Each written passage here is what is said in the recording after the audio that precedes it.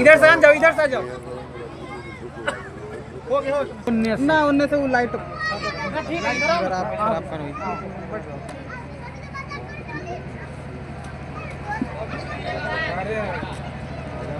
इधर लगे, इधर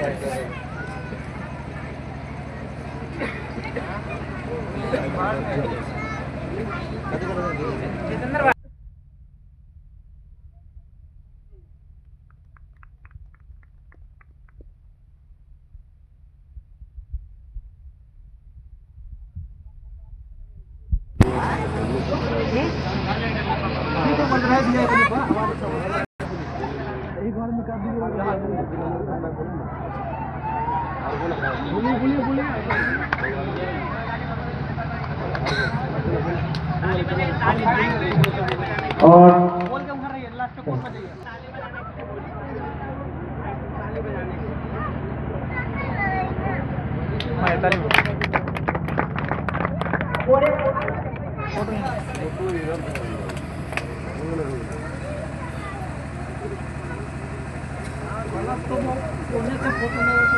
ना ना, इधर से ठीक है, लाइटिंग है, लाइट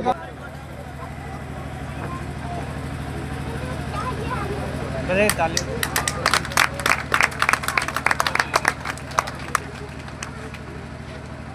और बाबा साहब के चरणों में पुष्प अर्पित करें।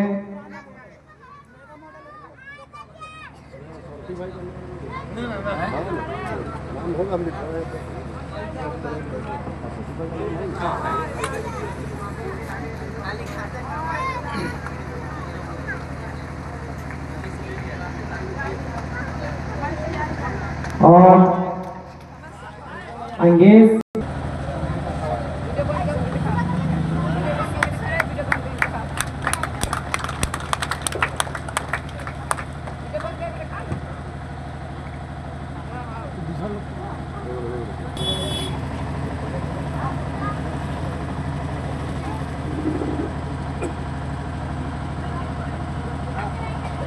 और अरुण राय जी जाकर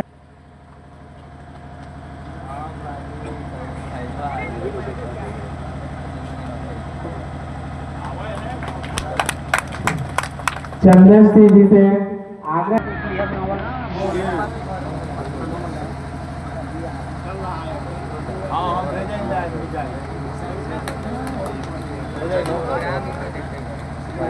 आगे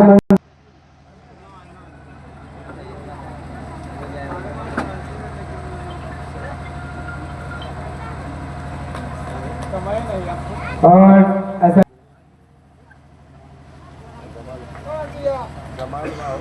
हाँ यही बैठे, हाँ यही उधर बैठे हुए। नवल राय जी से आग्रह है कि स्टेज पे आए और बाबा साहब के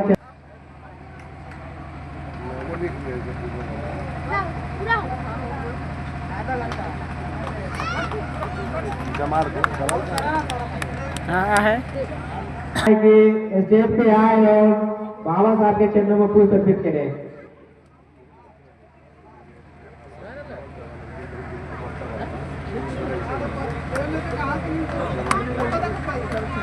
फोटो खिंचा लीजिए।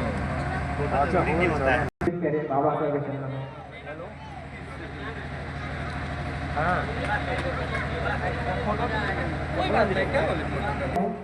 लेकिन अगर ये नहीं होते तो शायद हम लोग ढेर बकरियों की तरह जिंदगी जी रहे होते।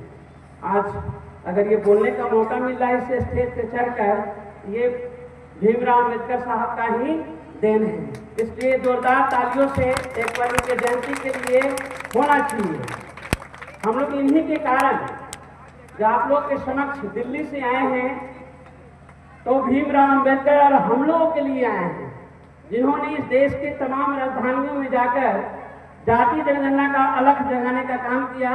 सिर्फ एक कमी रह गई, और वह कमी आज जो है, अभी से हम लोग अगर कारवा बनाते हैं, जाति जनगणना तो उस साल होगा ही, अगले 18 महीने में कंप्लीट होगा।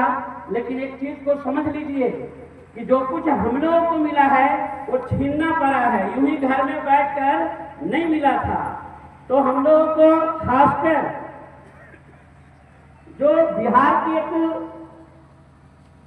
धरती रही है, यहाँ की मिट्टी नहीं वो गुलाल है, जहां से आप देखे होंगे कि गौतम बुद्ध राजकुमार थे और हम लोगों ने उन्हें भगवान बनाया। क्या बनाया?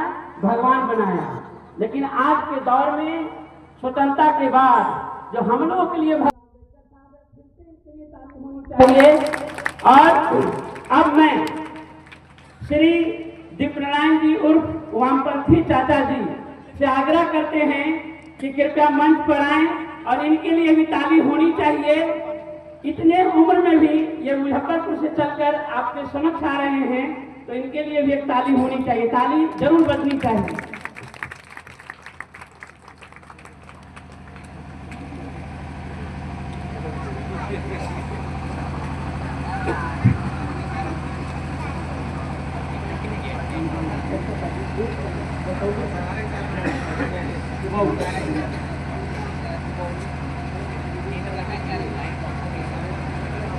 हमारे जाति जनगणना के महानायक राजनारायण जी,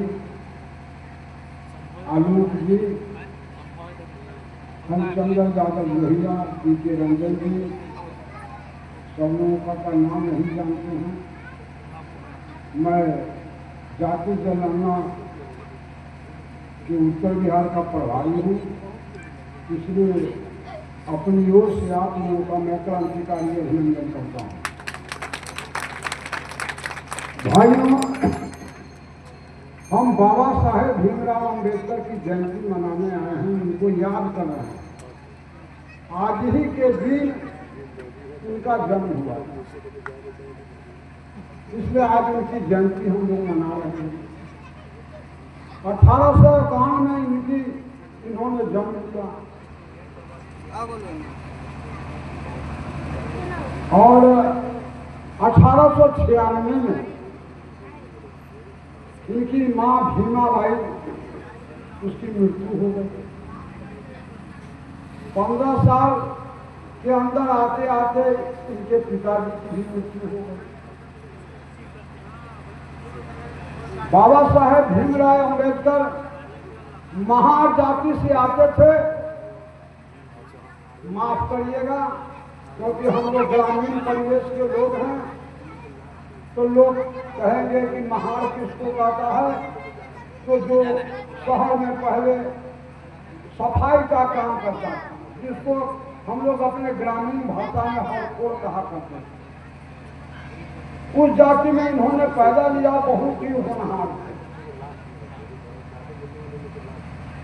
इनकी पढ़ाई लिखाई में भी बहुत दिक्कत हुआ। जहाँ पढ़ाई पढ़ने स्कूल में गए, वहां पर इनके लिए अलग तकिया रखा गया। चपरासी पानी देता था, कभी चपरासी नहीं रहा तो भर दिन उनको प्यासे रहना पड़ता। एक बार जब सतारा जा रहे थे, पिता से मिलने जा रहे थे, इनके दादा ब्रिटिश राज में भी सेना में थे, तो इनके पिता से मिलने जा रहे थे। बचपन का समय था, 7-8 साल का उम्र था। स्टेशन पर उतरे और अपमान इसलिए सहे कि कुछ लोगों ने पूछा कि बाबा साहेब, इतना अपमान सहने के बाद भी आप पढ़ाई लिखाई रात रात भर करते हैं। कहा कि हाँ, हमारे जो शुद्र पर शुद्र लोग हैं इस देश के, वो सोए हुए हैं, इसलिए सोए हुए को जगाने के लिए हम रात भर पढ़ रहे हैं। इसलिए बाबा साहेब अम्बेडकर को जितनी कठिनाई का सामना करना पड़ा, शायद इस दुनिया में किसी को ऐसा कठिनाई का सामना नहीं करना पड़ा जितनी कठिनाई का सामना करना पड़ा। इसी हिंदुस्तान में, इंग्लैंड में, लंदन में गोल्ड मेज कॉन्फ्रेंस हुआ था। उस कॉन्फ्रेंस में 2 प्रतिनिधि के रूप में भी भाग लिए, कांग्रेस के भी। भाइयों, हिंदुस्तान की जब आजादी की लड़ाई अंग्रेजों के खिलाफ यहाँ चल रहा था, उस समय 4 धाराएं यहाँ काम कर रहा था। एक था कांग्रेस का, जो महात्मा गांधी के नेतृत्व में चल रहा था। एक था कम्युनिस्ट विचारधारा, जो सोवियत संघ से प्रभावित होकर के बोल्शेविक चला रहे थे। और कम्युनिस्ट पार्टी की लड़ाई यहाँ चल रहा था, अपने अपने नीतियों के आधार पर यहाँ लड़ाई चल रहा था। लोग चाहते थे, इसमें और कुछ लोग चाहते थे कि हिंदुस्तान से अंग्रेजों को भगा दो। एक खेमा चाहता था कि अंग्रेज चला जाएगा, इस तरह देश में हिंदू राष्ट्र कायम करो। एक तरफ हिंदुस्तान की बंटवारे के बाद चल रहा था बाबा साहेब अम्बेडकर कहे कि हमको राजनीतिक आजादी से ज्यादा हमारे जो लोग हैं वह भूखे मर रहे हैं, पढ़ नहीं रहे हैं, छुआछूत हो रहा है, हमको हेय दृष्टि से देखा जा रहा है, इसलिए हमको समता चाहिए। हम उस बात के लिए लग रहे थे। कल बहुत कहानी है भाइयों। बाबा साहेब भीमराव अम्बेडकर जो संविधान की रचना किए, वो दुनिया के संविधान को इन्होंने देखा और दुनिया के संविधान पढ़ करके उसमें जो अच्छा चीज मिल रहा है हिंदुस्तान के अंदर संविधान ला करके बना। महात्मा गांधी भी यहाँ थे और जब आरक्षण की बात उठा तो महात्मा गांधी भीमराव अम्बेडकर कहे कि हमको जो दलित है, पिछड़े हैं, इनके चलते इनके लिए हमको अलग निर्वाचन होना चाहिए। महात्मा गांधी जेल चले गए और आमरण अनशन कर दिए। और जब आमरण अनशन पर चले गए तो महात्मा गांधी को अनशन तोड़वाने के लिए कस्तूरबा गांधी कहा कि उनका अनशन तोड़वाइए, अगर कुछ हो जाता है तो देश में बहुत बवाल हो जाएगा। तब इन्होंने गया तो कहा कि ठीक है बापू, मैं मानता हूँ, मैं गलेजा पर पत्थर रख करके मैं आपकी बात को मानता हूँ, मैं पूना फैक्ट पर हम दस्तखत करेंगे, लेकिन हमको आरक्षण मिले, आरक्षण दीजिए। वही आरक्षण मिला जो आज विधायक लोग जीत करके जाते हैं। आरक्षण भाइयों, कहने का मतलब यह है कि बाबा साहेब कहते थे कि शिक्षित बनो, संघर्ष करो, एकता बनाओ। और उस समय जब संविधान में जो कुछ हमको अधिकार मिला